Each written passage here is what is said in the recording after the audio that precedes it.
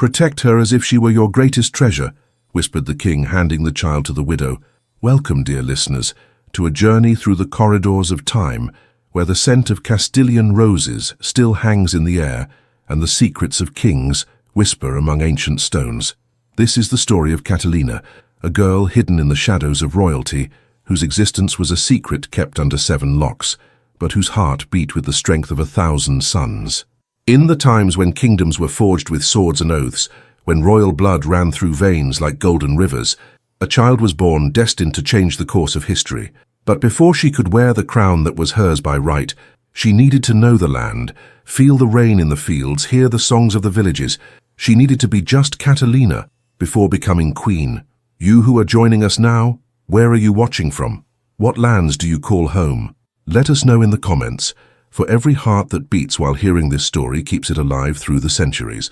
And if these words touch your soul, subscribe to our channel and leave your like, so more people can discover this journey of courage and true love. Now let us close our eyes and go back in time. Kingdom of Castilla, Spain, year 1466. The night of March 15th fell over the village like a black velvet cloak, so dense it seemed one could touch it with their fingertips. The stars, few and timid, blinked between heavy clouds that carried the promise of a storm.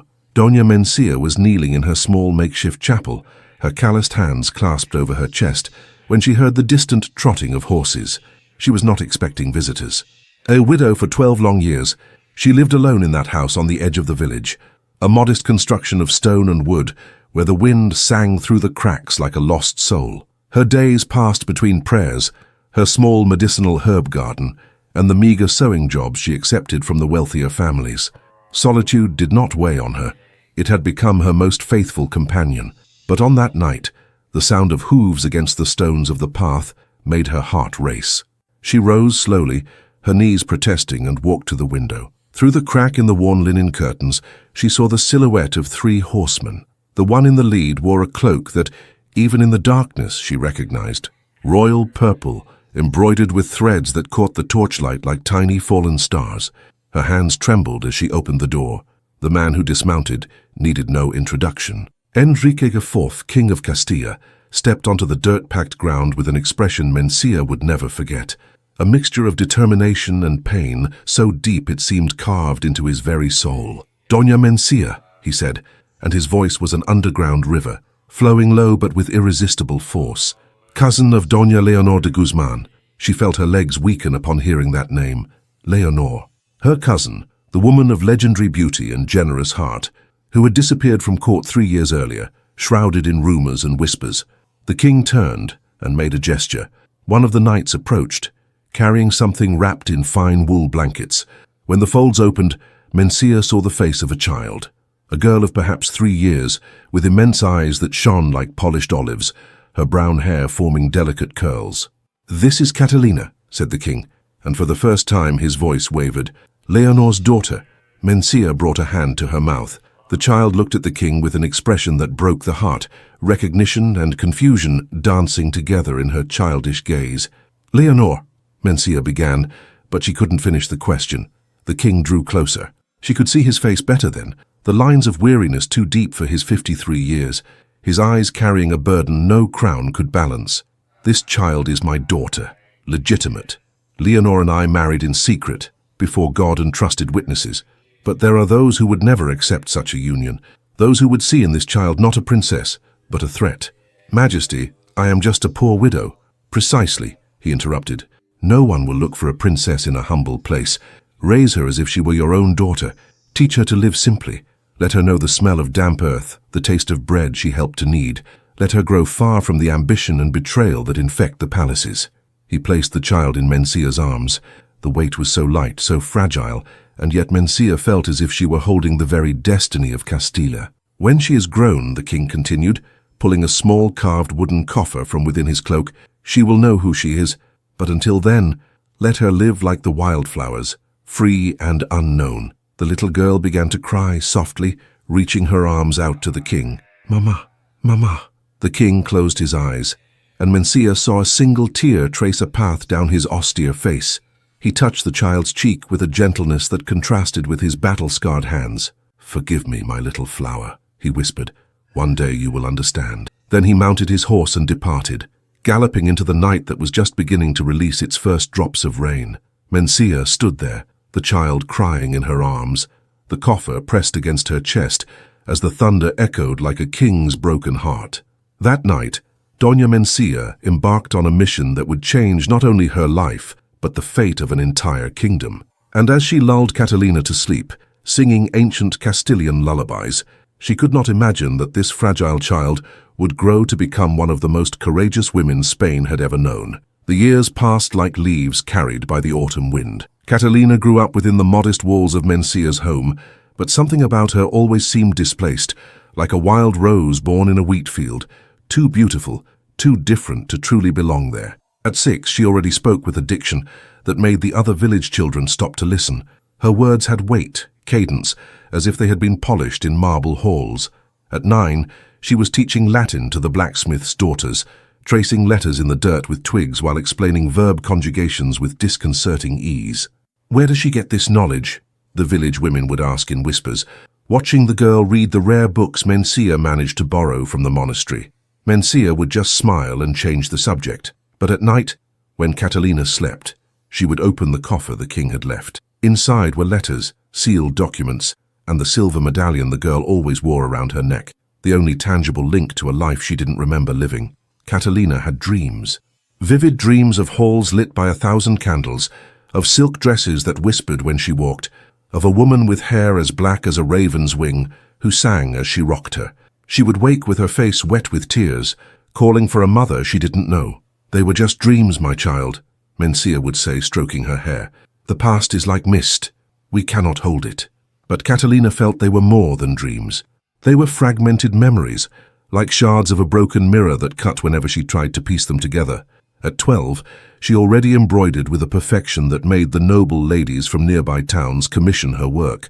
Her fingers danced over the fabric, creating flowers so real they seemed fragrant, birds that almost took flight. And as she embroidered, Mencia observed her delicate hands, her upright posture even when seated on a rustic bench, the way she tilted her head as if in a court portrait. "She has the manners of a lady," the miller's wife remarked once, watching Catalina walk through the square. "My late cousin taught me a few graces," Mencia replied quickly, "and I passed them on to the girl." But the truth was, no one had taught Catalina those gestures. They were simply there, etched in her bones, imprinted on her soul. The way she held a cup, the manner of folding a handkerchief, the way she curtsied when giving thanks. It all seemed to come from somewhere very old, very distant. Now, in 1478, Catalina had turned 15. She had blossomed into a young woman of singular beauty, not the obvious beauty of the village girls, rosy-cheeked and robust, but something rarer. Her dark eyes had a disturbing depth, as if they saw further than others. Her brown hair fell in natural waves, and her skin had the paleness of one born to live among damask curtains, not under the harsh sun of the fields. It was that autumn that things began to change. An elderly musician passed through the village, a man who had served at court in his youth. He played the lute in the square, ancient songs of love and chivalry. When Catalina passed by, carrying a basket of bread she had just baked, he stopped playing. He stared at her with wide eyes, his mouth half open. "Child," he called, his voice trembling. "Come closer." Catalina obeyed, curious. The man studied her face intently, as if trying to decipher an enigma written in a forgotten language. "What is your name?" "Catalina de Aranjuez, señor." "De Aranjuez," he repeated, thoughtful. Then he shook his head, as if brushing away a disturbing thought. "Forgive an old fool, it's just, you have the bearing of the royal house, the same eyes, the same tilt of the head. I saw Queen Isabel when she was young, and you—" He stopped abruptly, as if realizing he had said too much. The people nearby heard. Murmurs began to spread like ripples in a calm pond. Catalina felt the weight of those stares, that dawning suspicion that would make everything unravel. That night, Mencia held Catalina tighter than usual. "A storm is coming," she whispered. "I feel it in my bones." And her words were more prophetic than she could have imagined, for at that exact moment, many miles away, a knight was receiving orders that would bring him to this forgotten village. A knight who carried news of death and danger, of secrets about to be revealed. Catalina's childhood was coming to an end, and with it, the peace that Mencia had so carefully cultivated for 12 long years. October brought rains that turned the paths into rivers of mud and the air into a cold mist. The leaves of the olive trees fell like golden tears, and a strange silence hung over the village, the kind of silence that precedes great events. It was on one of these grey mornings that he arrived. Don Diego de Mendoza rode a black horse that seemed made of shadows and muscle. He wore the white cloak of the Order of Santiago, marked with the red cross that indicated his oath to protect pilgrims and defend the kingdom. He was 28, but his eyes carried the gravity of one who had seen too many battles. He stopped in the main square and the people paused to watch him. It was not common to receive royal knights in this modest village. He dismounted with precise movements, each gesture revealing years of military training. "I seek the house of Doña Mencía," he said, addressing the blacksmith, who was hammering a horseshoe near the fountain. The man pointed the way, and Diego followed on foot, leading the horse by the reins. As he walked, his eyes scanned the faces around him, searching for something, someone. That's when he saw her. Catalina was returning from the market, a brown wool cape partially covering her hair. She carried aromatic herbs that perfumed the air, rosemary, thyme, lavender. When their eyes met, something passed between them, invisible but palpable as the air before a storm. Diego stopped. He studied her face with an attention that bordered on awe. He saw the dark eyes, the delicate line of her jaw, the bearing that no simple clothing could disguise. And above all he saw the silver medallion hanging from her neck, a medallion he knew well. Catalina felt the weight of that gaze, different from the stares of the village boys who courted her with clumsy words. This man looked at her as if he recognized her, as if he knew secrets she herself did not. "Forgive me," Diego said, bowing in a way that seemed excessive for a simple village girl. "Are you seeking the house of Doña Mencía?" "I am her daughter," Catalina replied, finding the formality strange. "I can take you to her." They walked in silence down the narrow street. Diego observed her every move, the way she stepped to avoid the puddles, the way she adjusted her cape with an unconscious but elegant gesture. Everything about her confirmed what he had come for, and at the same time, it made his mission infinitely more difficult. Mencía was mending an old quilt when she saw them arrive. Upon spotting the knight, she dropped her needle. She stood up so quickly, she nearly knocked over the basket of threads. "Don Diego," she said, her voice trembling. "I wasn't expecting—" "The king is gravely ill," he cut in without preamble. "He has days, perhaps weeks, to live." Catalina looked from one to the other, confused. "The king? What? Come inside, please," Mencía interrupted, casting nervous glances at the neighbors' windows. "The walls have ears."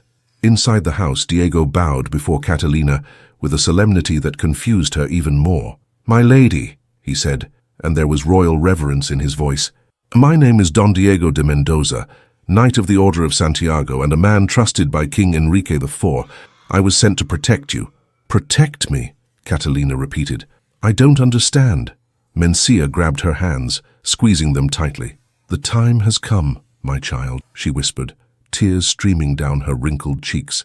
"The time for you to know who you really are." Diego spent the following days observing. He settled in at the village inn, but his eyes were always on Mencía's house, watching, waiting. He noticed the strange movements, men who arrived at night, asked questions, and left before dawn. They were scouts, he knew, searching, investigating.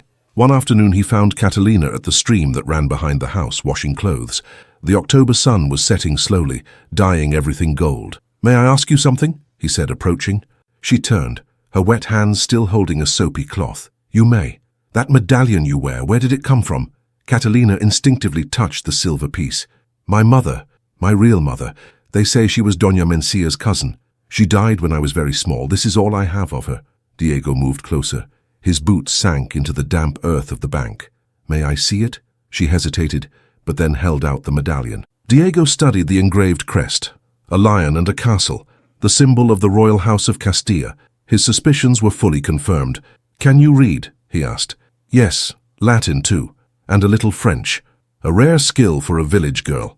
Mencía says my mother taught me before—" Catalina paused, her eyes distant. "I have dreams, memories perhaps, of a large place, full of light, of a woman who sang to me. Mencía says they are just a child's fantasies, but they are not fantasies," Diego interrupted softly. "They are real memories of a life that was yours by birthright." Catalina dropped the cloth into the water. "What do you mean?" But before he could answer, they heard shouts coming from the village. Smoke was rising from one of the houses. Diego ran, followed by Catalina, and what they saw made their blood run cold. Armed men wearing the colors of Duke Fernando de Trastamara were violently interrogating the villagers. They were looking for something, for someone. "Come," Diego whispered, pulling Catalina back into the shadows. "We don't have time. They've come for you." "For me, but why?" Diego looked into her eyes, and his expression held the raw, unadorned truth. "Because you are Catalina de Aranjuez y Castilla, legitimate daughter of King Enrique IV, and there are those who would rather see you dead than see you crowned." Catalina's world collapsed in that moment, like a sand castle washed away by the tide. Everything she believed in, her simple life, her humble origins, her predictable future, was a lie, and the truth replacing it was more terrifying than anything she could have imagined. Night fell quickly, as if the sky itself were drawing its curtains so as not to witness what was to come. Diego and Catalina ran back to Mencia's house, their hearts pounding like war drums. Mencia was already packing bundles with clothes and food when they entered. Her hands were shaking so badly she could barely tie the knots. "They're here," Catalina panted. "Soldiers, looking for me." The old woman dropped what she was holding and hugged Catalina with desperate strength. "Forgive me," she wept. "Forgive me for hiding the truth for so long, but it was to protect you, my child. It was all to protect you." "We don't have time for this," Diego interrupted, already checking the windows. "We need to leave. Now." It was then they heard the violent banging on the door, rough voices demanding entry. "Open in the name of Duke Fernando." Mencia grabbed the carved wooden coffer she had guarded for 12 years. Her hands found Catalina's, pressing the box against her chest. "Your mother's name was Leonor de Guzman," she whispered quickly, the words tumbling out in an urgent rush. "She was my cousin. Beautiful as the dawn, kind as a saint. She and the king truly loved each other. They married in secret because she didn't have enough royal blood to satisfy the council. When you were born, she lived only 3 more days. She used her last breath to make me swear I would protect you." Tears streamed down Catalina's face, wetting the coffer she clutched to her chest. "And my father, the king, he visited you in secret when you were a baby," Mencia continued, as Diego pushed furniture against the door, which was beginning to splinter under the blows. "He wept when he placed you in my arms. He sent letters twice a year, asking about you. On your every birthday, he fasted and prayed. You never left his heart, my child, never." The door burst open with a crash. Diego drew his sword. "Through the back door!" he shouted. "Now!" Mencia pushed Catalina toward the exit, but as she went to follow, she staggered. She clutched her chest, her face suddenly as pale as wax. "Mencia!" Catalina screamed, trying to go back. "No!" The old woman raised a hand, stopping her. "Go. Live. Become the queen your mother dreamed you would be. Avenge our hope, not our pain." And then she collapsed, taken by a sudden apoplexy, just as soldiers invaded through the main door. Diego pulled Catalina outside, covering her mouth to muffle her cry of anguish. They ran into the darkness, hearing the sounds of destruction behind them, furniture breaking, belongings being overturned. They rode through the night, the moon hidden behind heavy clouds. Catalina clutched the coffer to her chest, her body racked with silent sobs. She had left behind the only mother she had ever known, the house where she grew up, the life she thought was hers. When they finally stopped to rest in a hidden cave among the rocks, it was almost dawn. Diego lit a small fire, while Catalina remained motionless, staring into the void. "You should open it," he said gently, motioning to the coffer. "There are answers in there." With trembling fingers, Catalina opened the box. Inside were carefully rolled parchments, sealed with red wax bearing the royal seal, and letters, many letters, written in elegant calligraphy. Diego helped her read by the light of the fire. The first document was a marriage certificate, dated 1462, uniting Enrique IV of Castilla and Leonor de Guzman before God and 3 noble witnesses whose names were recorded. "It's legitimate," Diego murmured. "Your birth is legitimate. You are a princess by right of blood and law." Catalina picked up one of the letters. She recognized the seal, the same crest as her medallion.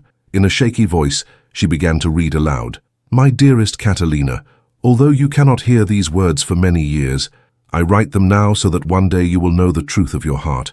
You were born on the happiest and saddest day of my life. Happy because I saw you for the first time, holding my fingers with your perfect little hands. Sad because I already knew I could not raise you as a daughter should be raised. Catalina's voice broke. Diego touched her shoulder in a gesture of comfort. The Royal Council will never accept a queen born from a union they deem improper. My uncle, Duke Fernando, already whispers of treason, already plants seeds of rebellion. He fears that an impure heir, as they call your mother, that woman of infinite kindness, will divide the kingdom and weaken Castilla. That is why I hide you, my little flower. Not out of shame, but out of love. May you grow far from the poisons of the court, far from the ambitions that turn men into monsters. And if one day, when I am no longer here, these letters reach your hands, know that every day of your life I was your father, even in distance. Enrique, King of Castilla, but first and foremost your father.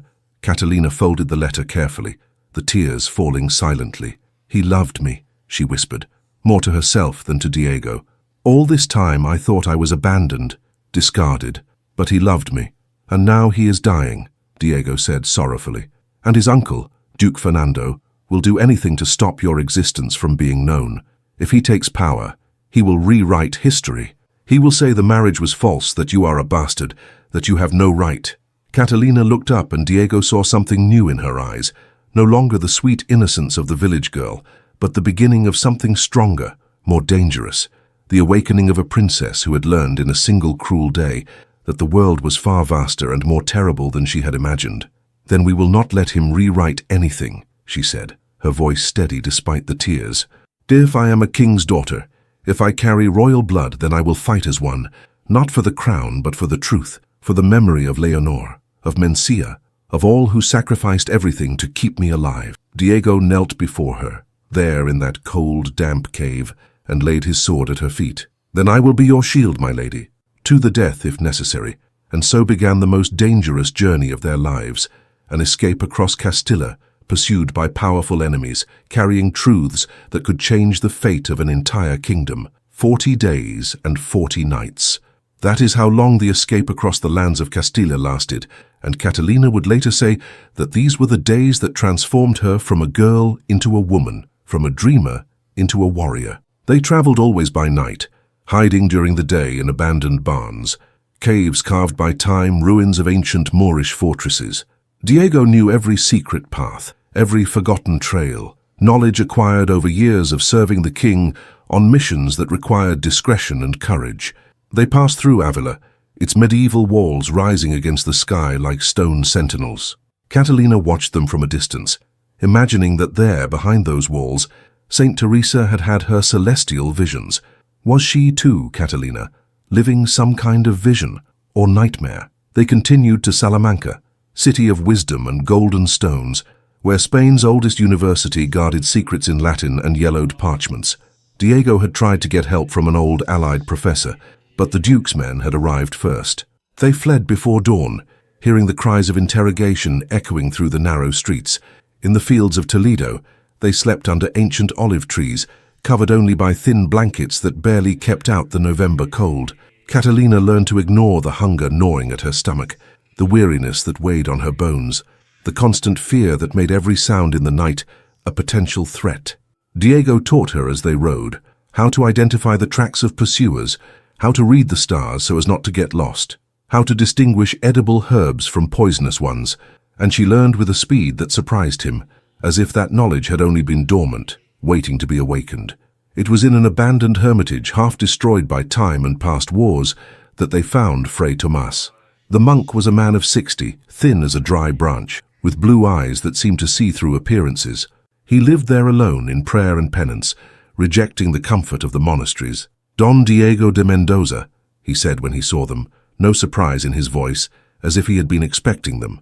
And this must be the girl. The princess, Diego corrected. Princess, girl, child of God, Fray Tomas smiled. Titles matter less than the heart that carries them. He had more documents. The king, foreseeing his death, had sent copies of certificates to trusted men scattered throughout the kingdom. Fray Tomas had baptismal certificates, written testimonies from nobles who were present at the secret wedding, and something more, a letter from Leonor. She wrote this knowing she would die, the monk explained, handing the parchment to Catalina. She asked me to keep it until the right time came. Catalina took the letter with trembling hands. The handwriting was delicate, feminine, but firm. My beloved daughter, if you are reading this, I am no longer in this world. But I want you to know that every moment I held you in my arms was worth all the pain of this childbirth that is taking me. You are perfect. You have my eyes and your father's kindness, despite everyone thinking he is just a harsh king. Do not blame him for hiding you. Blame this cruel world that does not allow love to win over politics. Learn from the humble, for they know riches that no royal treasure can buy. Learn from those who suffer, for they understand compassion. And when you come to power, and you will, my daughter, I feel it in my departing soul, govern with mercy. This is my last will, that you be a queen, not of fear, but of hope. Catalina folded the letter and kept it close to her heart. She did not cry. She had no tears left. But she felt something new grow inside her, like a seed that finally receives water, purpose, direction, an understanding of why she needed to survive. They spent 3 days at the hermitage. Fray Tomas shared his bread and olives, his watered-down wine, and his prayers. He taught Catalina to find peace even in chaos, to strengthen her spirit when her body faltered. But on the 4th day at dawn, they saw dust on the horizon, horsemen, many of them. Someone betrayed us, Diego said, checking his weapons. No one betrayed, Fray Tomas answered calmly. The Duke has spies in every village. It was a matter of time. They fled again, but this time the pursuers were too close.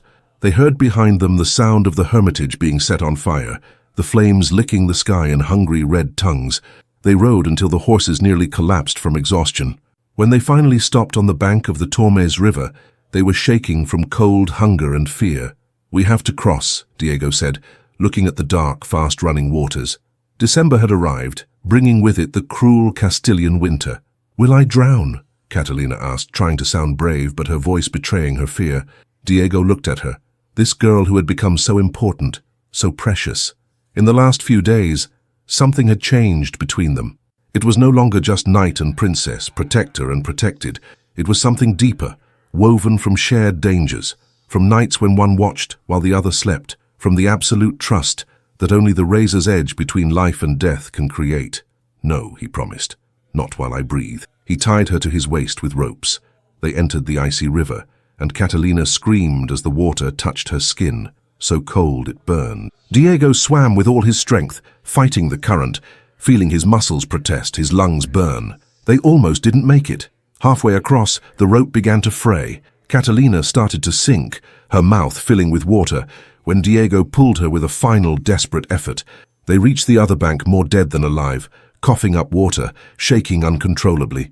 On the far side of the river, they saw the knights stop, deciding not to risk the crossing. We'll have to turn back, one of them shouted. Find another way. But that gave them time, precious time. That night, in a dense forest where they hid, Catalina took off the medallion and looked at it in the moonlight that managed to pierce the leaves.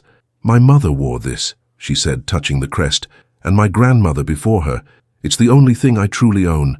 Everything else has been taken from me. Not everything, Diego said softly. You still have courage, dignity. The truth, no one can take that. She looked at him, really looked at him, perhaps for the first time. She saw not just the knight, but the man, the scars that crossed his face, telling stories of battles, the grey eyes that, despite everything, still held something like hope, the calloused hands that nonetheless always touched her with care, as if she were something precious and fragile. Why do you do this? She asked. Risk your life for me. Diego was silent for a long moment. The wind whispered through the trees like an ancient confession. I have served many masters, he said finally. I have fought in many wars, but I never found a cause truly worth dying for. Until now. And Catalina understood in that moment that she was no longer alone, that she had someone who believed in her not for the crown she might wear but for who she was, and that knowledge was warmer than any fire could be. Leon rose on the horizon like a promise of safety when they arrived, exhausted at the end of December.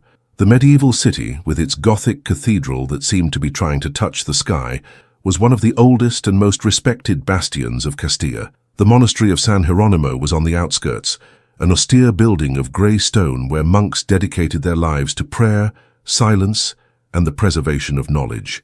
Diego knew the place well. He had been educated there in his youth before following the path of arms. Padre Bernardo, the prior, was a small man, bent with age, but his black eyes retained the sharpness of an eagle. He embraced Diego with paternal affection. My son, he said, touching his face. I thought you were dead, The rumors are the Duke's weapons, Diego interrupted. Padre, I have brought someone you must meet. Catalina stepped forward, still wearing the simple, mud-stained clothes from the journey. But when she curtsied, the gesture had such natural grace that Padre Bernardo paused, observing her intently. This is Catalina de Aranjuez y Castilla, Diego completed, legitimate daughter of King Enrique IV. The prior closed his eyes, making the sign of the cross. So it has finally come, he murmured, the moment he feared and hoped for. He led them through silent corridors where only the sound of their footsteps echoed against the stone walls. The prior's cell was simple, a narrow bed, a table, a crucifix, shelves filled with manuscripts. From one of these shelves, Padre Bernardo removed a metal box, sealed with the royal seal. The king was here 3 years ago, he explained, opening the box. He already knew the illness was slowly consuming him. He already suspected his uncle's betrayals. That is why he prepared everything. Inside was a will written in the king's own hand, with his signature and seal. Padre Bernardo read aloud, while Catalina listened with a heavy heart. I, Enrique IV of this name, King of Castilla and Leon, in full possession of my faculties and fearing the approach of my death, declare that Catalina, born of my legitimate marriage to Leonor de Guzman, is my one true daughter and heir to my kingdoms. I acknowledge that I kept her hidden out of fear, out of cowardice, for not having the courage to face those who would deem her unworthy. This is my greatest sin, and for it I ask forgiveness from God and from her. If she survives to the proper age, let her be proclaimed queen. May she govern better than her father. May she be the hope I did not know how to be. Tears streamed down Catalina's face as she heard those words. He also left testimonies with 3 trusted bishops, Padre Bernardo continued, and letters were sent to the Pope, although we have not yet had a response from Rome. Enrique knew that documents alone would not be enough. That is why he created a network of proof, scattered throughout the kingdom. But what good is proof if the Duke controls the palace? Diego questioned. The Duke controls the soldiers, the prior corrected, but he does not control the hearts of the people. And when the king dies, the people will have a voice in the succession. Catalina approached the window. Outside, snow was beginning to fall, covering the world in its pure white cloak. She thought of Mencia, of Leonor, of all who had sacrificed so much so she could be alive at that moment.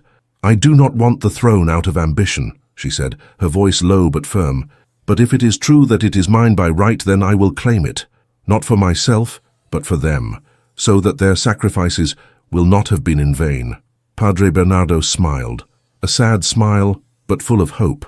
Your mother would have said the same. She had that same look of determination tempered with compassion. You knew my mother? I did. Leonor used to come here sometimes to bring alms for the poor we cared for. She was loved by all. When we learned of her death, he shook his head. Castilla lost a rare soul that day. Catalina touched the medallion she always wore. Padre, can you tell me about her?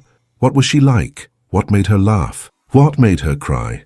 And Padre Bernardo spoke, as the snow fell outside and the fire crackled in the hearth. He spoke of Leonor, of the kindness that radiated from her like light, of the courage she had in marrying the king despite knowing the dangers.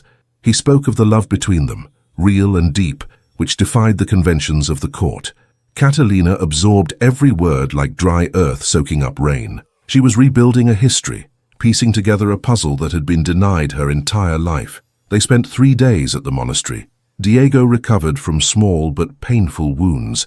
Catalina read voraciously in the library, absorbing knowledge about laws, about Castilian history, about politics. If she was to reign, she needed to know how. But on the 4th day, news arrived that chilled everyone's blood. A panting messenger, a monastery novice who had gone into the city, brought rumors. The Duke's soldiers were on their way. Someone had betrayed them again. We must leave, Diego said, already preparing the horses. Immediately. To where? Catalina asked. Where can we go that they won't find us?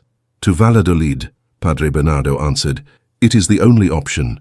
The king is there, at the seat of royal power. That is where everything will be decided. But the Duke controls Valladolid, for now, said the prior, placing a wrinkled hand on Catalina's head, blessing her.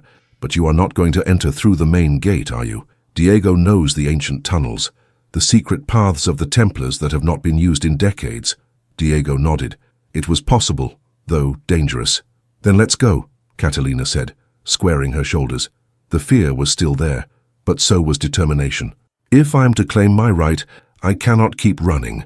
I must face them. They left before dawn, riding through snow-covered landscapes, and behind them, the monastery of San Geronimo remained silent, guarding the secrets of a princess who had learned that the truth, however dangerous, was still worth defending, but the worst was yet to come. For the path to Valladolid would be the most dangerous of all, and Diego would pay a high price to protect the one his heart was already beginning to love more than his own life. January brought a cold that bit at the skin like sharp teeth. The roads were covered in ice, treachery disguised as white beauty. Catalina and Diego traveled slowly, avoiding the main routes, following trails known only to hunters and outlaws. With each passing day, Catalina noticed changes in herself. Her hands, once soft from embroidering and kneading bread, now had calluses from holding reins and building fires. Her body, used to strolling peacefully through the village, had become strong from riding for hours on end, and her mind, which once occupied itself with simple dreams, now devised strategies, anticipated dangers, calculated possibilities. "You are changing," Diego commented one night, as they took turns standing guard in a damp cave. "For better or worse," he smiled, a rare smile that lit up his usually serious face. "Into who you need to be. A girl could not claim a throne, but a woman who knows suffering and still chooses kindness, she can rule." Catalina looked at his hands, gripping the sword he never let go of. Hands that had protected her so many times, that had pulled her from icy waters, that had found food when she was too weak from hunger. "Diego," she said softly, "when this is all over, if it ends—" "It will end," he interrupted with conviction. "When it ends," she repeated, "I want you to stay by my side, not out of duty or obligation, not because a king ordered you, but because... She couldn't finish. The words she wanted to say seemed too big, too dangerous. Princesses did not fall in love with knights. Queens did not have the luxury of choosing the heart over politics. But Diego understood. He moved closer, kneeling before her as he had done so many times, but this time he gently touched her face. "Catalina," he said, using her name for the first time without a title. "I have served many masters, but I have only ever loved one cause, and that cause has your name. Not the princess, not the queen. You, the girl who dreams of palaces she's never known, the woman who cries for a mother she's never seen, the soul who, despite everything, still believes the world can be good." It was the greatest declaration a man like Diego, trained in silence and discipline, could make, and Catalina received it for what it was, a promise more valuable than any royal oath. They traveled on. They crossed Palencia, avoiding the Duke's patrols. They passed near Burgos, where El Cid had been buried centuries before, a hero of legends Catalina used to hear in Mencia's stories. It was on a foggy morning, when Valladolid was already near, that the ambush happened. They were crossing a narrow valley, flanked by rocky hills, when Diego felt it, that familiar sense of imminent danger that had saved his life in so many battles. "Ride!" he shouted, lashing Catalina's horse. "Don't look back." The first arrow whistled past Catalina's head. The second hit Diego's horse in the flank, making the animal rear and neigh. The third hit Diego in the left shoulder. Catalina heard the cry of pain and turned in time to see him sway in the saddle. Blood was beginning to stain his tunic, bright red against the grey fabric. "No!" she screamed, pulling on her reins. "Ride!" Diego roared, pointing forward. "Go!" But Catalina was no longer the obedient girl from weeks ago. She was a woman who had already lost too much, who would not lose anything else without a fight. She jumped from her horse and ran to Diego, helping him dismount before he fell. She dragged him behind large rocks as arrows continued to rain down. "You're mad," Diego gasped, his face pale with pain. "You should have fled." "And leave you?" "Never." With trembling but determined hands, Catalina broke the arrow, leaving the head inside to prevent more bleeding. She tore her own petticoat and improvised bandages, tying the wound tightly while Diego gritted his teeth to keep from screaming. "Where did you learn?" "Mencia," Catalina replied, surprised at her own calm. "She healed the villagers. I watched." The archers eventually stopped, presumably thinking they had hit them both. Catalina waited until the silence was complete before risking a look. She saw no one. The cowards had left, satisfied with their work. They made a makeshift shelter among the rocks. Diego burned with fever that night, delirious, calling out for people Catalina didn't know. She wet his forehead with icy water from a nearby stream, forced him to drink, and sang softly the lullabies Mencia used to sing to her. In the following days it was Catalina who hunted, snaring small rabbits with rudimentary traps. It was she who found medicinal herbs under the snow, remembering Mencia's teachings. It was she who stood guard, holding Diego's heavy sword, promising herself that if anyone came she would die fighting. Diego improved slowly. On the 5th day, he could sit up. On the 7th, he stood, staggering, but alive. "You saved me," he said, looking at Catalina with something close to awe. "We have reversed roles." "We are a pair," she replied simply. "You protect me. I protect you, as it should be." When they finally resumed their journey, moving slowly because of Diego's wound, they both knew something fundamental had changed. They were no longer protector and protected, knight and princess. They were partners, bound by ties stronger than any contract of service. Valladolid appeared on the horizon on January 10th. The city was a hive of activity. They were preparing for the worst. As rumors said, the king was at death's door. "The Duke controls the palace," Diego said, observing from afar. "But there are tunnels, paths built by the Templars centuries ago when they still feared Moorish invasions. I know the entrance. It's risky. Everything we've done so far has been risky." He looked at her, his grey eyes serious. "Last chance to turn back, we can flee, cross the border into France. Live in peace, forgotten." Catalina touched the medallion she always wore. She thought of Leonor, dying after childbirth, of Enrique hiding his daughter to save her, of Mencia keeping the secret until her last breath, of Padre Bernardo risking his monastery, and of Diego taking an arrow for her.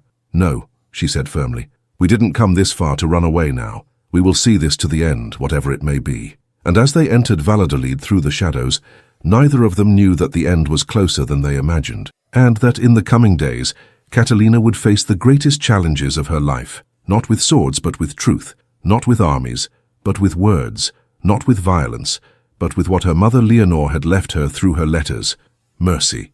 The tunnels smelled of dampness and forgotten time. Diego led the way with a weak torch, illuminating stone walls covered in moss and spiderwebs. Catalina followed closely, one hand touching the cold wall, the other holding the hem of her simple cloak. "They were built 200 years ago," Diego whispered, his voice echoing strangely. "When the Templars still held power in Castilla.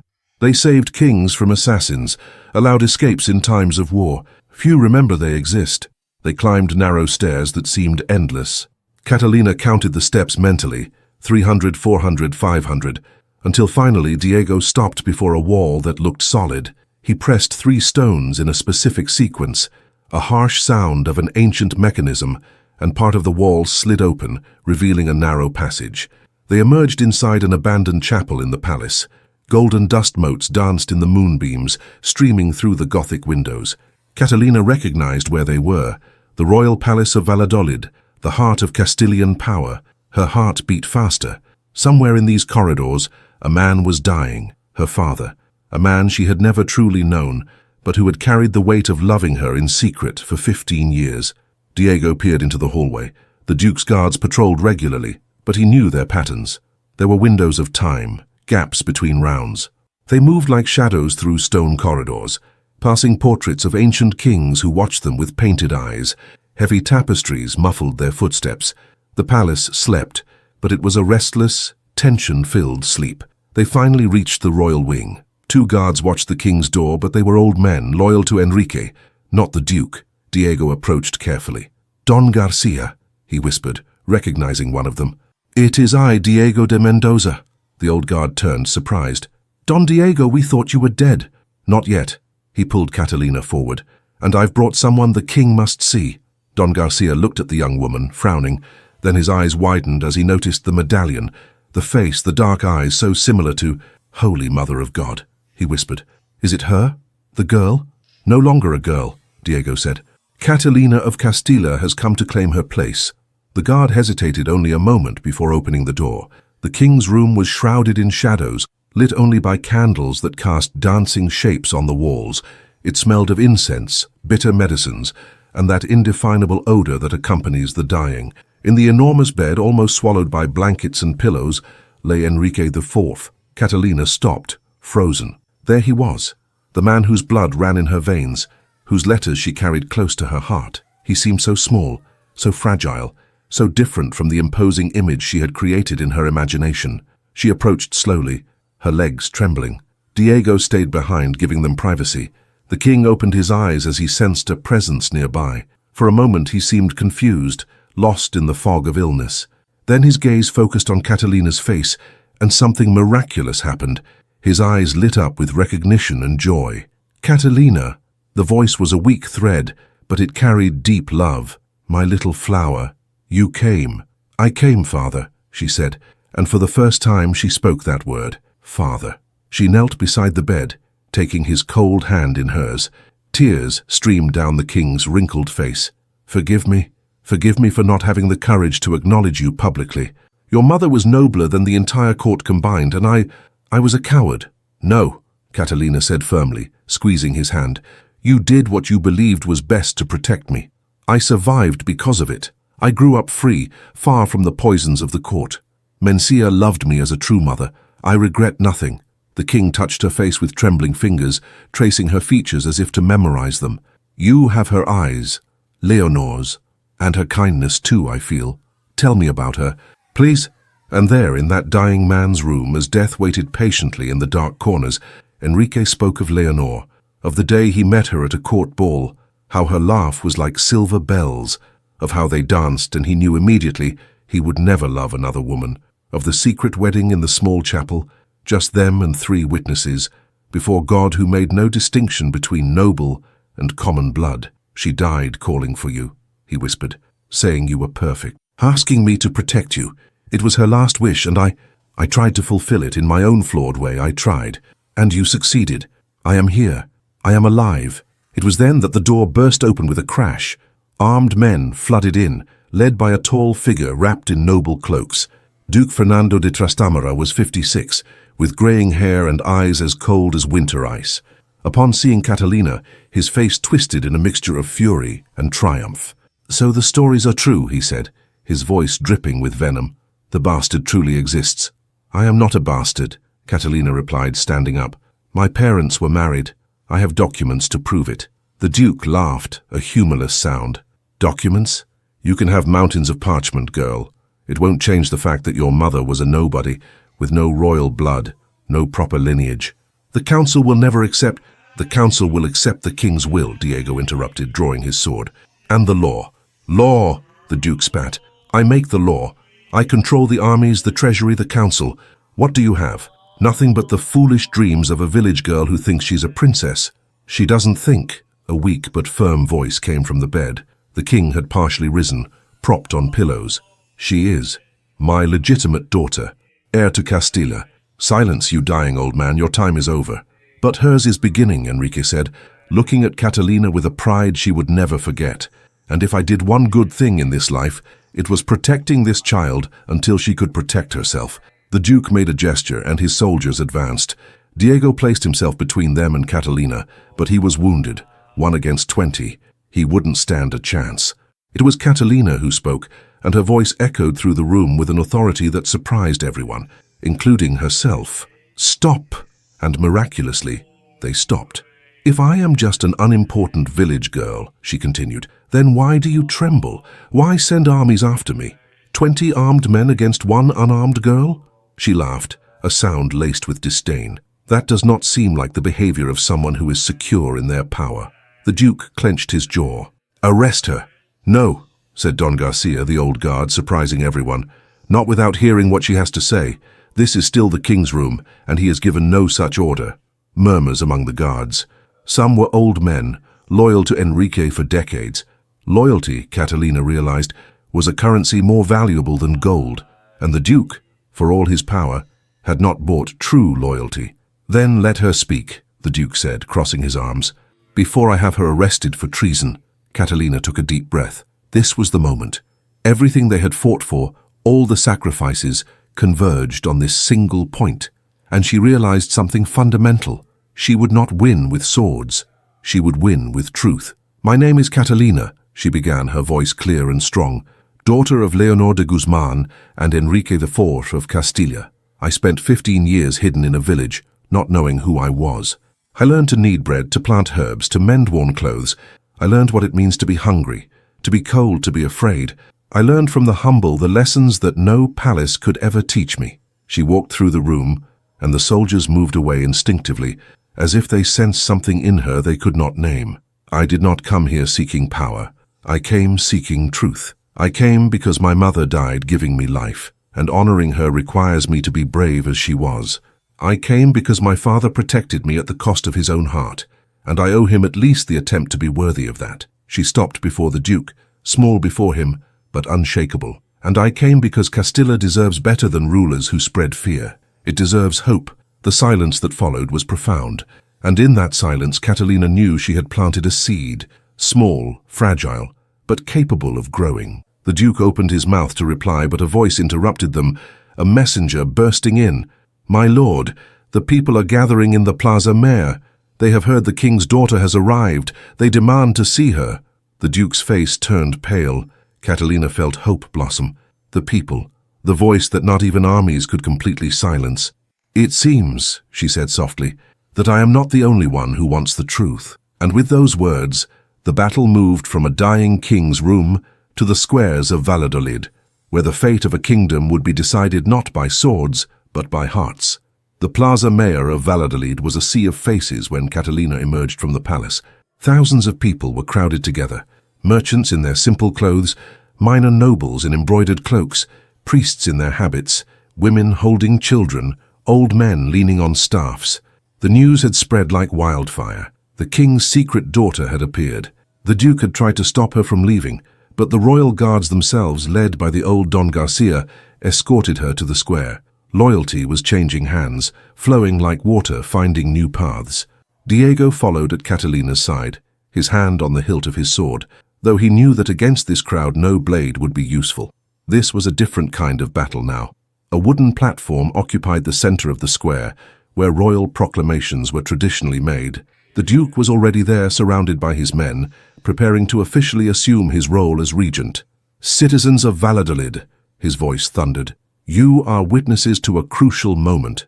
King Enrique lies dying and an impostor threatens the peace of our kingdom." Murmurs rippled through the crowd like wind through wheat. "Let her speak," someone shouted. "If she is an impostor, let her prove otherwise." Others took up the cry. "Let her speak." The chorus grew, echoing through the square like thunder. The Duke had no choice. To back down now would be to admit fear. He gestured, and Catalina was led to the platform. She climbed the wooden steps, each one feeling like an eternity. Her first time before thousands of people. Her first act as, what? Princess, pretender, or just a frightened girl. But as she stood there, looking out at that ocean of faces, she felt something calm within her. She saw mothers who had likely faced the same challenges as Mencia. She saw old men who bore the same wrinkles of wisdom as Fray Tomas. She saw young people with the same dreams she once had. They were not distant subjects. They were people, like her. "My name is Catalina," she began, not shouting, but her voice carried a clarity that reached every corner. "I was born 15 years ago, the daughter of Leonor de Guzman and King Enrique IV. My mother was good, but not of royal blood pure enough to satisfy those who consider lineage more important than character." She held the medallion that hung from her neck, lifting it so they could see. This medallion belonged to her. It is the crest of the royal house, given to her by my father when they married in secret. I also have documents, she jested, and Diego brought the coffer, opening it to show the parchments. A marriage certificate, testimonies from nobles, letters written by the king himself. "Documents can be forged," shouted the Duke. "They can," Catalina agreed calmly, "but not these. I can see it in the eyes of the men who served my father for decades.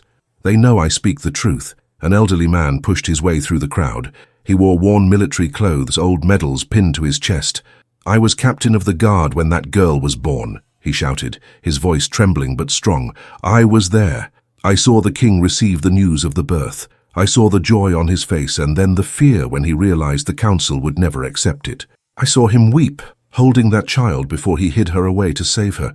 "And how do you know this is the same child?" the Duke challenged. "Because," the old captain replied, "she wears Doña Leonor's medallion. I recognized it immediately. I was present when the king gave it to her, declaring his love. That medallion is unique, forged by a master goldsmith, impossible to copy. Other veterans began to speak, emerging from the crowd like witnesses to a truth that had been suppressed but not destroyed. Catalina felt tears burn, but refused to let them fall. Not yet. First she had to finish. "I did not come here to demand the crown because it is my blood right," she said, and her voice carried across the square with a power that came from somewhere deep. "I came because I believe Castilla deserves a ruler who knows both sides of the coin, who has lived in palaces and villages, who understands luxury and hunger, who knows that every life matters, from the noblest to the humblest." She pointed to the crowd.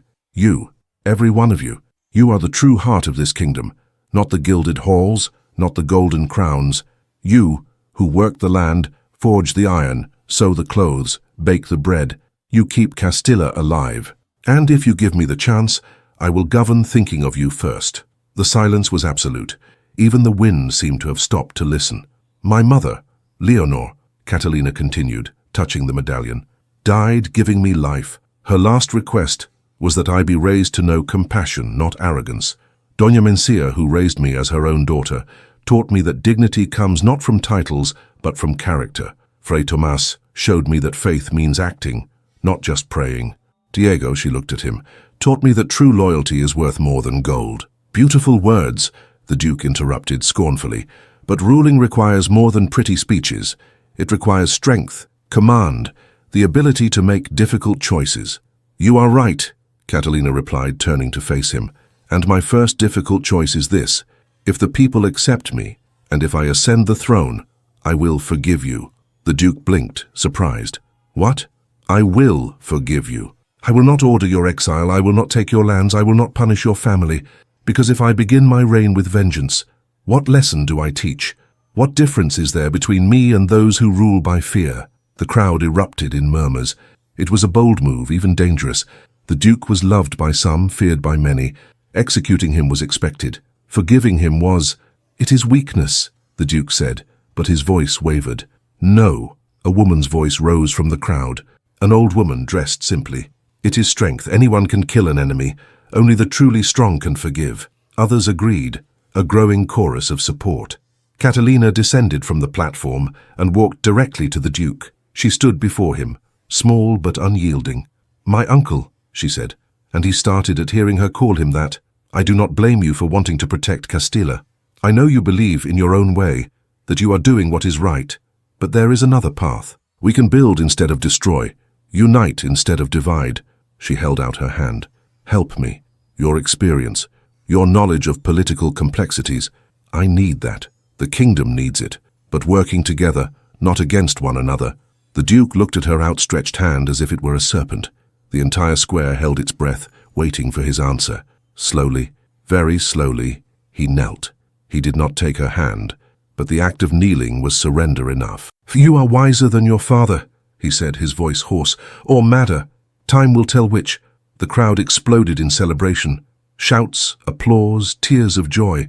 The people had chosen, and their choice was clear. But the battle was not yet won. As the celebration unfolded, a messenger was arriving from the Vatican carrying news that would change everything. And in the palace, King Enrique IV was living his final hours, wanting only to see his daughter one more time before he departed. Catalina's journey was far from over. In fact, it was just beginning. The messenger from the Vatican was a tall, thin man, dressed in papal colors, covered in dust from many days of travel.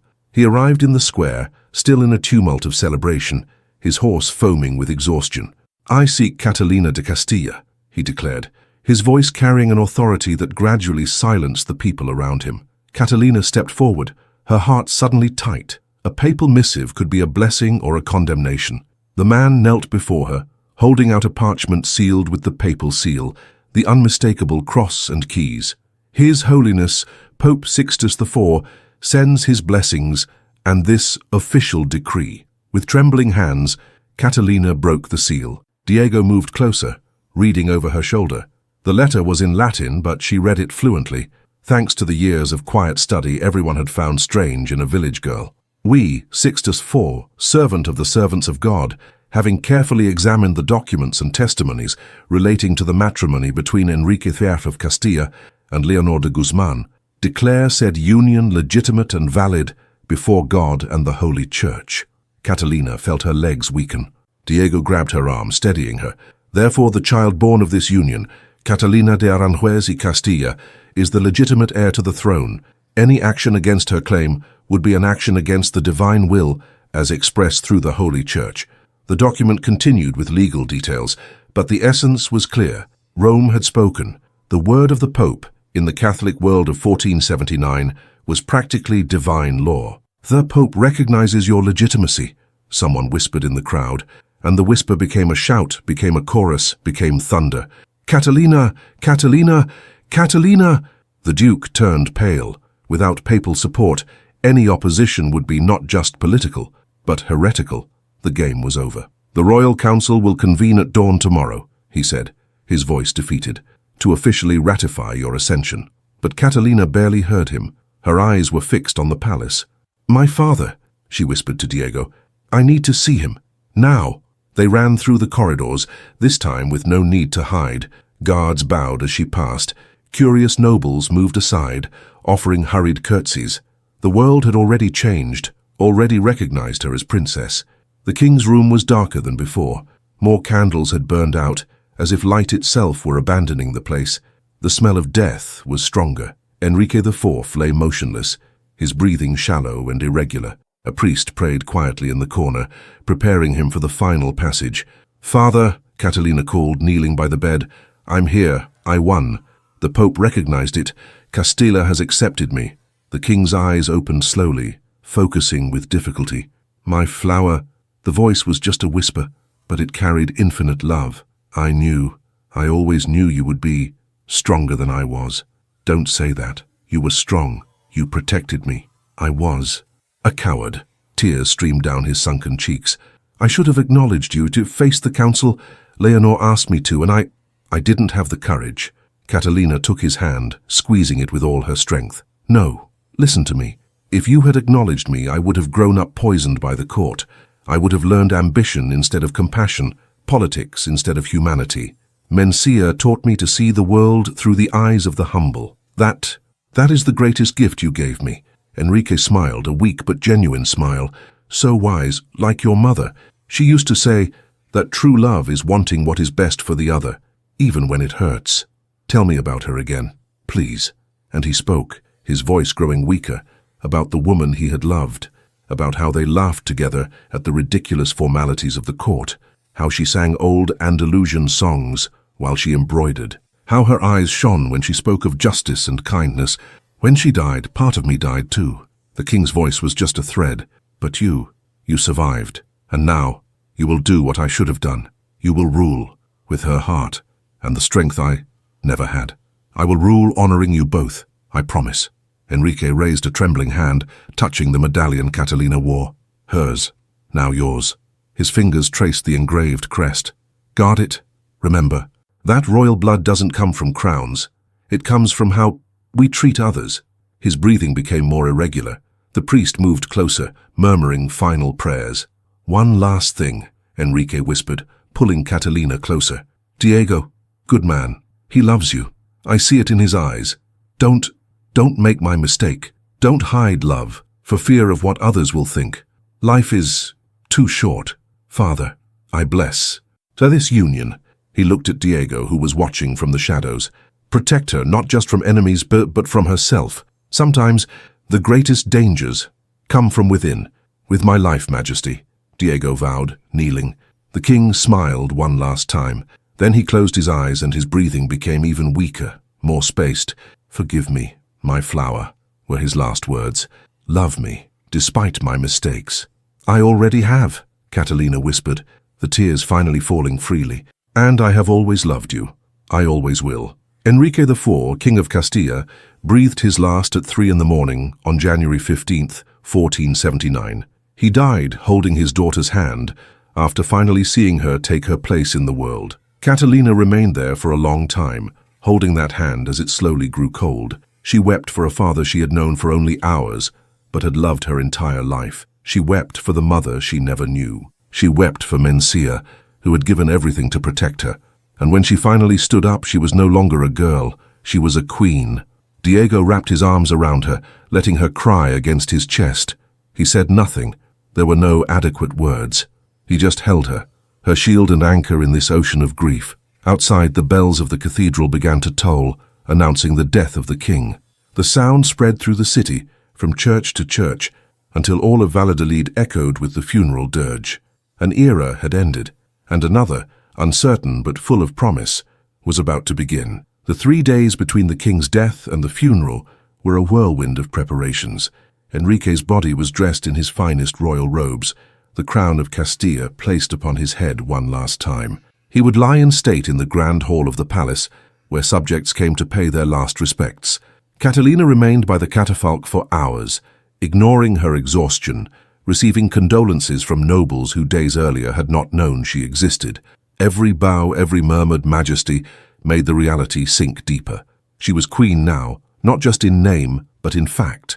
The royal council convened the morning after the king's death. Catalina entered the council hall for the first time, and the silence that fell was as heavy as lead. 20 powerful men, most of them old nobles with decades of political experience, watched her with a mixture of curiosity, skepticism, and, in some cases, poorly disguised hostility. The papal document lay on the central table, impossible to ignore. Beside it, the marriage certificate, the king's will, all the parchments proving her legitimacy. Lords of the council, the Lord Chancellor, a man of 70 named Don Rodrigo, began, "We are here to decide the matter of succession." "There is no decision to be made," Catalina interrupted, and her voice, though young, carried authority. "I am the legitimate daughter of Enrique IV. The marriage is recognized by the church, the birth attested by witnesses. The law is clear." "The law," said one of the nobles, Don Alvaro, with poorly disguised contempt, "does not provide for a 15-year-old girl, raised among peasants, to rule the most powerful kingdom in Iberia." "Then we shall adapt the law," Catalina replied. "Or are we a kingdom that speaks of justice but practices it only when convenient?" Murmurs rippled through the room. The Duke, sitting in the corner, watched in silence. "There are precedents," said another, older councillor. "Queens who have ruled in their own name. Elizabeth of England, Matilda—" "Disasters both," Don Alvaro interrupted.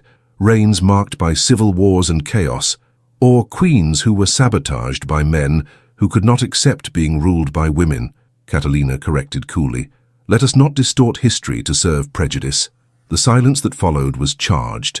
It was the Duke who finally spoke. "The Pope has recognized her. The King named her in his will. The people have acclaimed her." He looked around the table. "What more do you need? A divine sign? A voice from the heavens?" "Coming from you, Don Fernando, that is surprising," said Don Alvaro. "You were her greatest opponent." "I was," the Duke admitted, "and I still have my doubts. But," he looked at Catalina, and in his eyes there was something new, not exactly respect, but perhaps acknowledgement. "She showed mercy when she could have demanded my head. That counts for something. And if I must choose between supporting a ruler who shows compassion or plunging Castilla into civil war, I choose the former." The vote, when it finally happened, was not unanimous. 3 nobles voted against, citing traditions and concerns about her youth, but 17 voted in favor. Catalina of Castilla was officially recognized as queen. The funeral of Enrique IV was grandiose. All of Valladolid attended, filling the streets, covering the path to the cathedral with rose petals. Catalina walked behind the coffin, dressed in black, her face covered by a thin veil. Diego followed 2 steps behind, his role still undefined, but his presence constant. In the cathedral, as the priest celebrated the Requiem Mass, Catalina thought of all she had lost to get here. Mencia, the simplicity of her old life, the innocence of not knowing who she was. But she also thought of what she had gained: truth, purpose, the chance to make a difference. After the funeral came the first difficult decision. Duke Fernando was brought before her, a prisoner awaiting judgment. By law, attempting to impede the legitimate succession was treason, the punishment death. The hall was packed. Nobles wanted to see how the new queen would handle her first real test. Would she be merciful, as she had promised? Or would she show strength by executing the traitor? Catalina sat on the throne for the first time, a massive chair of carved wood and gold that made her look even smaller. But when she spoke, her voice filled the hall. "Don Fernando de Trastamara, you have been accused of treason, of attempting to impede my ascension, of sending armed men against me." "Guilty," the Duke said simply. "I do not deny it. The penalty for treason is death. I know this. Catalina stood up, descending the steps of the throne. She approached the Duke, who remained kneeling between guards.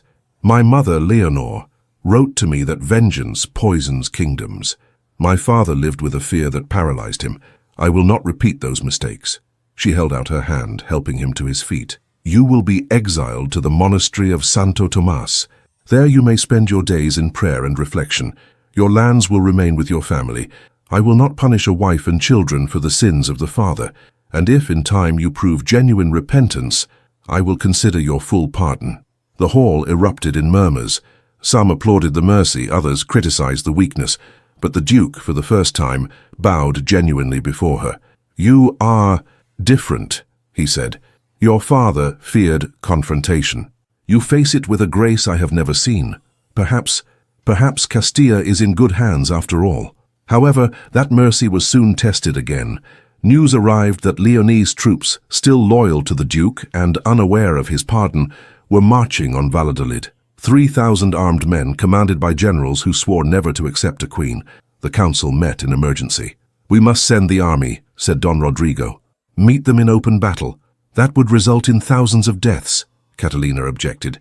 Castilians killing Castilians. Is that how we want to inaugurate my reign?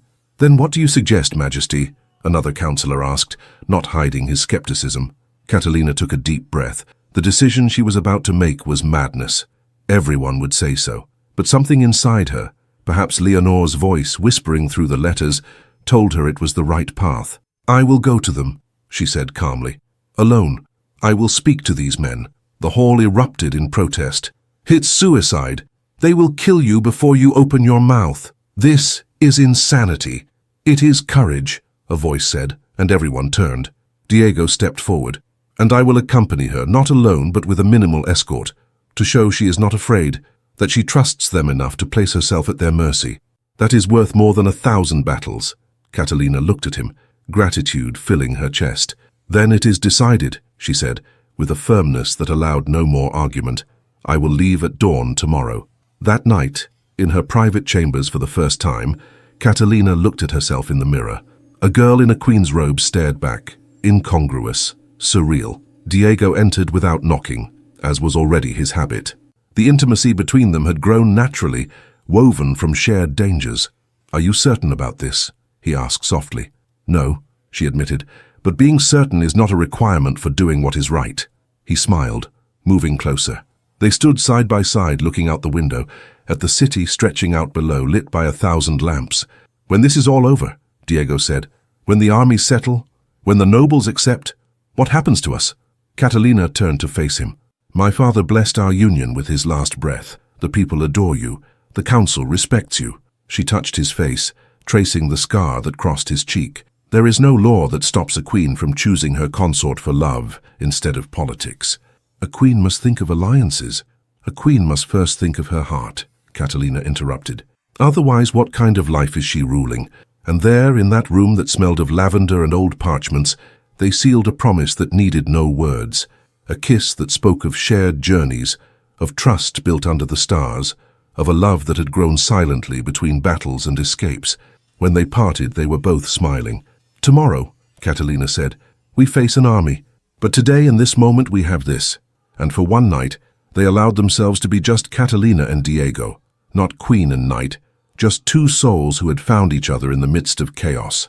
The dawn came cold and grey, with a mist that turned the world into something ghostly. Catalina dressed simply, not the royal robes the council wanted her to wear, but a modest, dignified dress of dark blue wool. She pinned her hair up with Leonor's medallion, the only jewel she wore. You wish to look common? Asked one of the ladies in waiting she had been assigned, confused.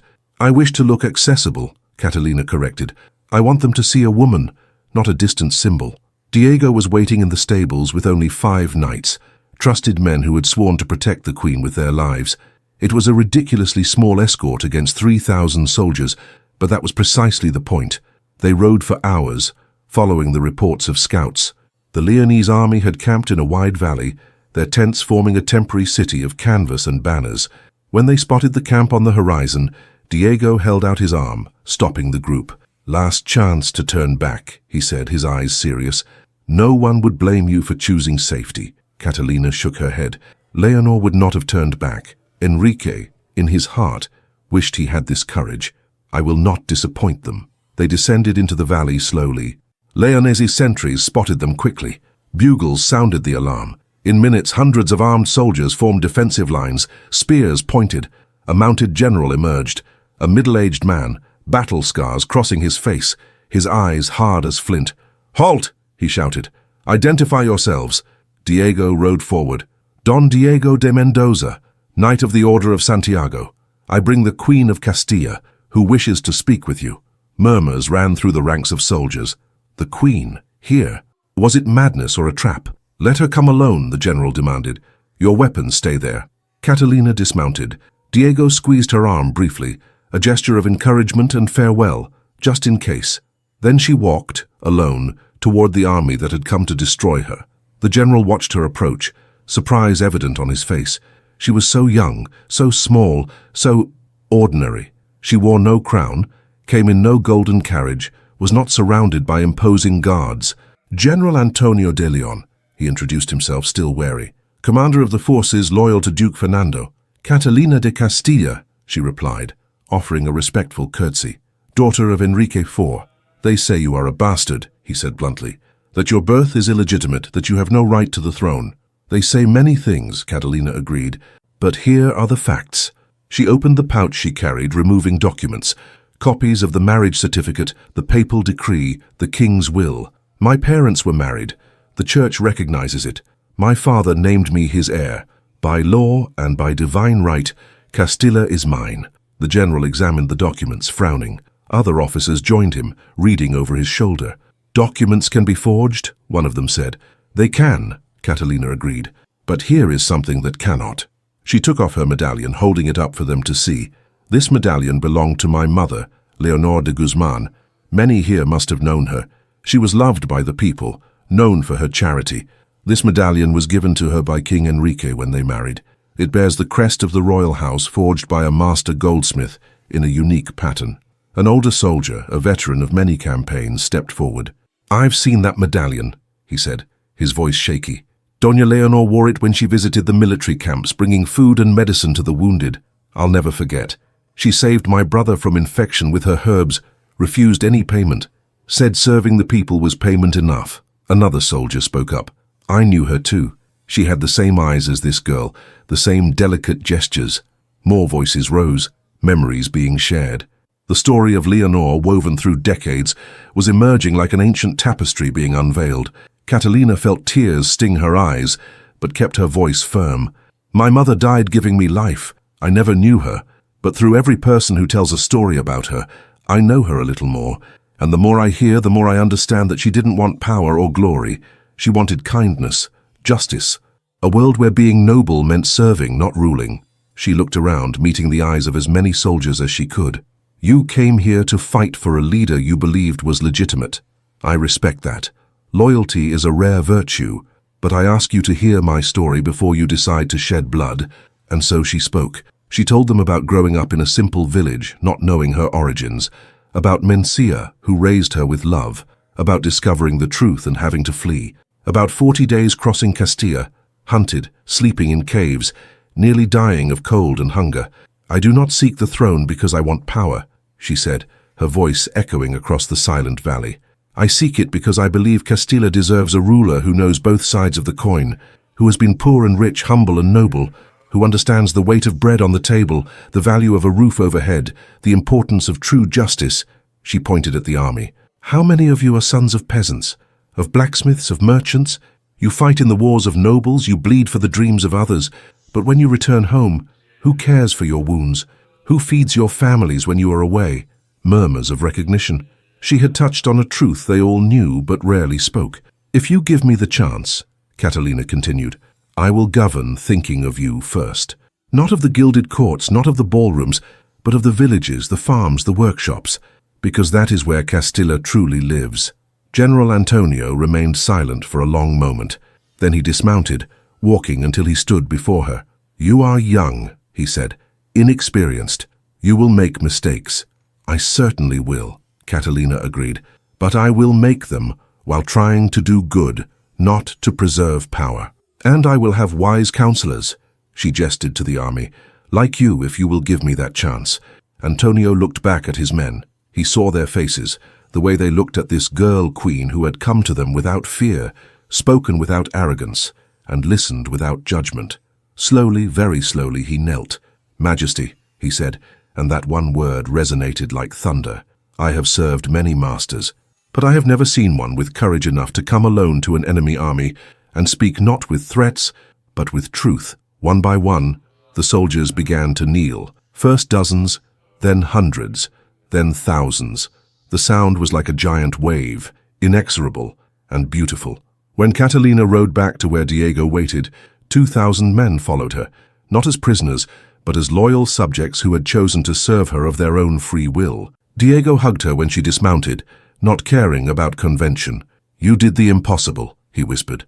"You conquered an army without firing a single arrow." "I didn't conquer them," she corrected, smiling through her tears. "I just reminded them that we all bleed red, no matter our title." And as they rode back to Valladolid, now accompanied by the army that had come to destroy her, but had become her protector, Catalina knew that the greatest battle had already been won. Not on a field of war, but in the hearts of the people. The physicians called it a miracle. Padre Bernardo said it was the hand of God. But everyone knew the real reason.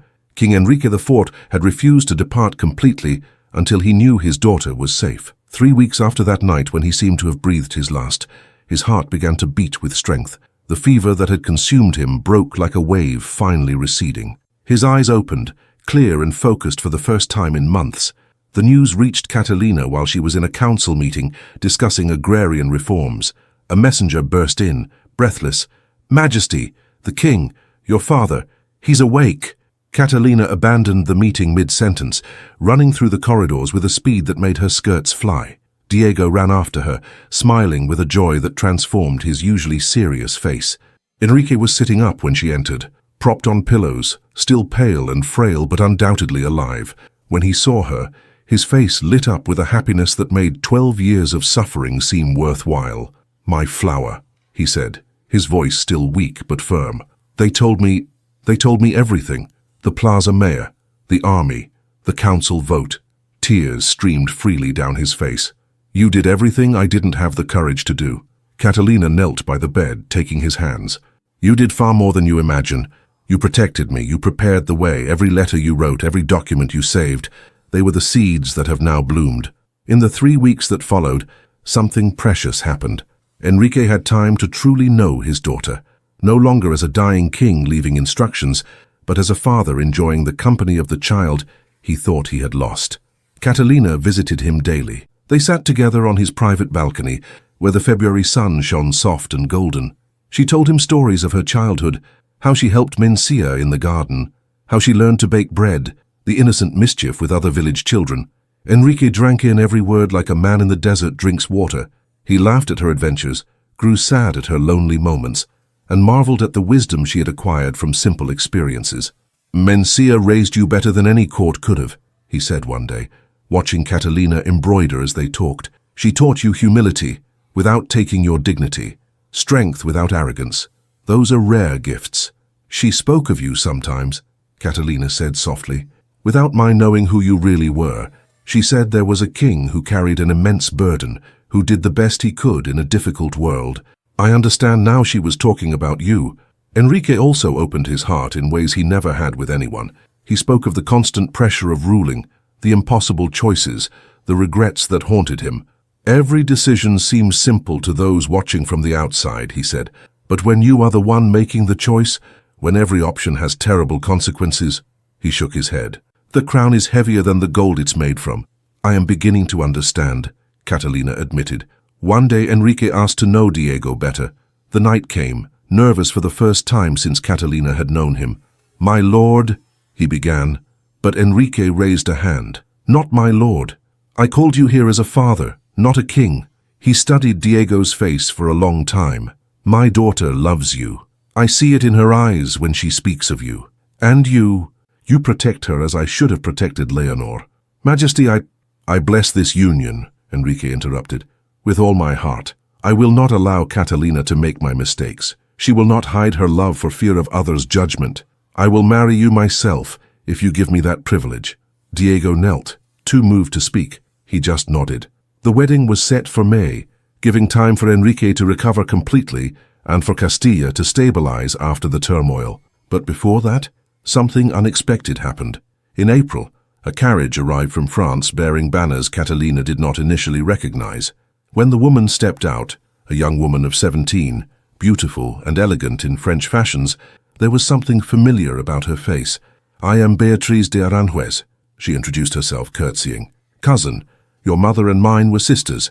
Catalina felt the world stop. Family. Blood of her blood, besides her father. Beatriz brought treasures that made Catalina weep. Letters from the maternal grandmother she had never known, expressing regret for not being able to protect Leonor from court intrigues. Portraits of a young Leonor, beautiful and radiant. Childhood stories that painted her mother as human, real, not just an idealized figure. "Our family supports you," Beatriz said firmly. "If you need an alliance with France, you have it. If you need refuge, you have it. But more than that," she took Catalina's hands, "you have family." The two cousins spent days talking, weaving bonds that death and distance had severed. Beatriz had the free spirit of one raised in the French court, more liberal than the Castilian. She immediately noticed the unresolved tension between Catalina and Diego. "In France," she said one night, as they walked in the palace gardens, "love precedes duty. Do not wait for conventions. Life is too short." "But here is where you make the rules," Beatriz interrupted. "You are queen, not a subject. If you cannot change foolish traditions, who can?" Her words echoed. Catalina realized she had spent so much time worrying about what was expected that she had forgotten she now had the power to decide what would be expected. The night before the wedding, Enrique called Catalina for a final talk as just father and daughter. "Tomorrow," he said, "I will give you to Diego. After that, you will begin a new chapter. I wanted to give you some advice, if you'll allow me." "Always," she said, settling at his feet as she used to. "Govern with your heart, but do not let your heart govern completely. Balance compassion with pragmatism. Listen to your counselors, but do not become their hostage.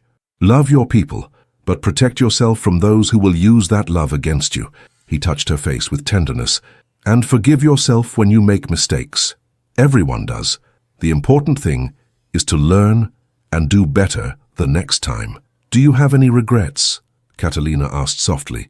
Enrique thought for a long moment. "I regret not having the courage to acknowledge Leonor publicly, not fighting for our love. But I do not regret hiding you because it kept you alive." He smiled sadly. "The regrets that weigh most are for the things we didn't do, not the things we did." "Then I will live without regrets," Catalina promised. "I will love openly. I will fight for justice. I will be the queen Mama dreamed of, and you prepared me to be." Enrique hugged her, and in that embrace was all the love of 12 separated years, all the pain of a family broken and rebuilt, all the hope for a future that finally seemed possible.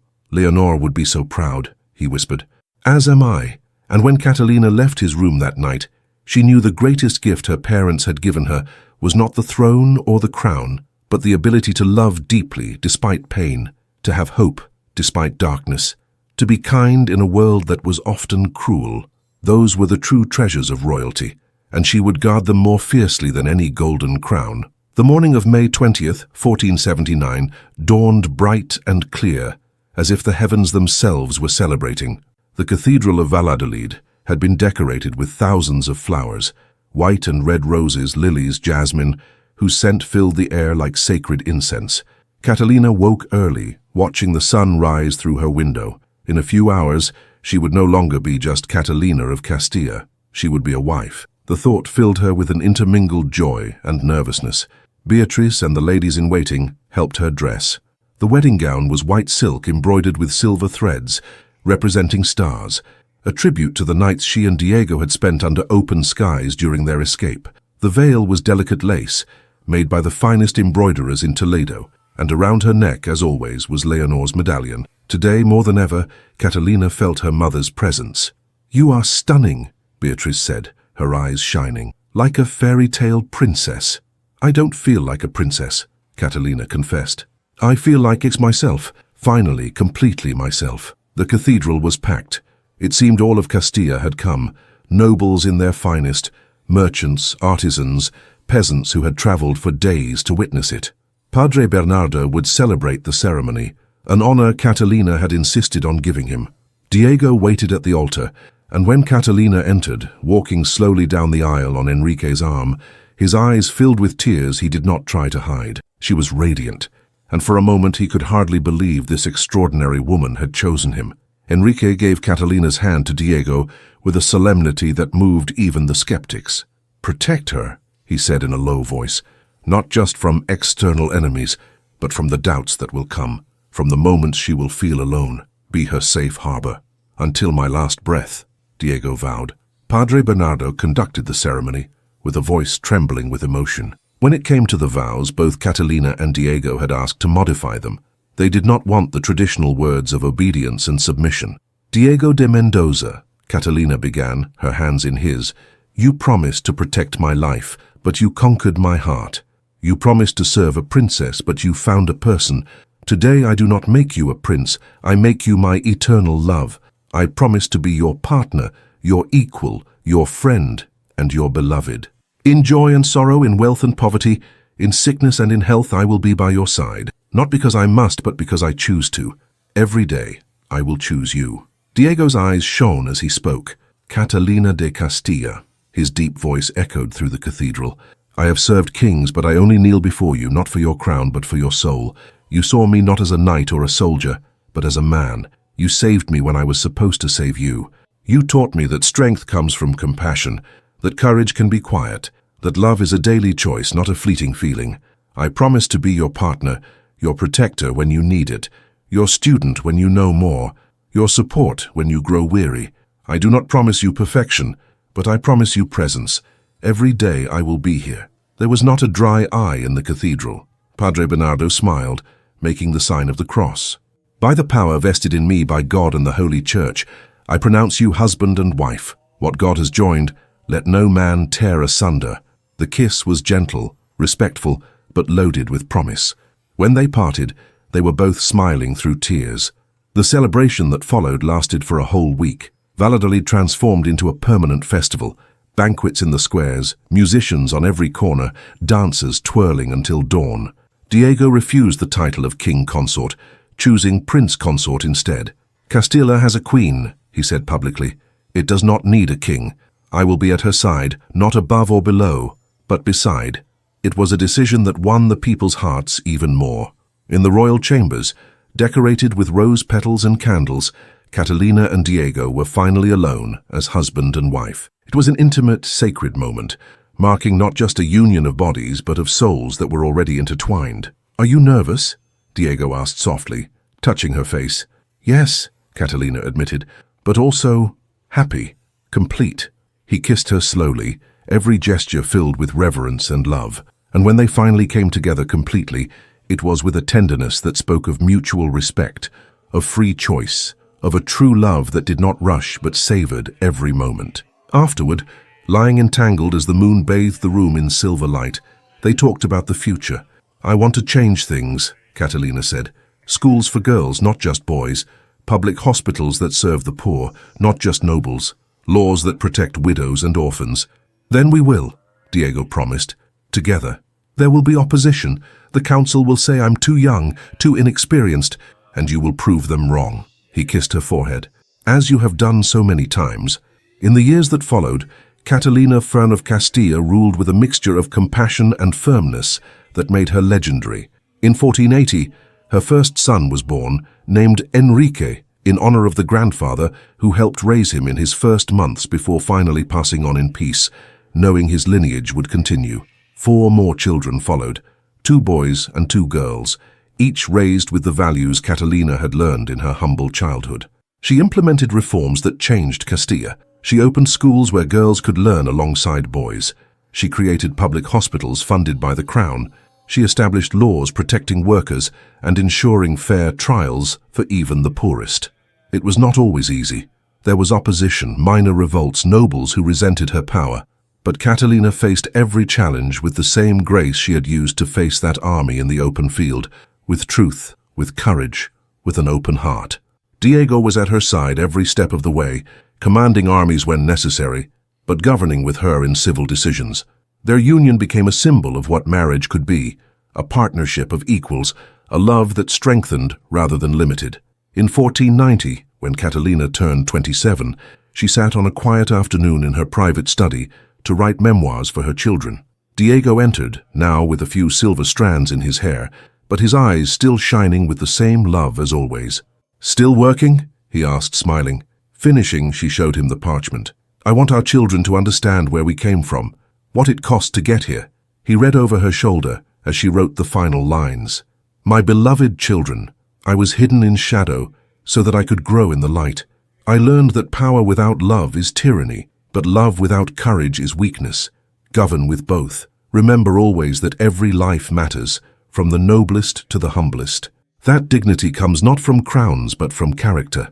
That true love is a daily choice, not a fleeting feeling.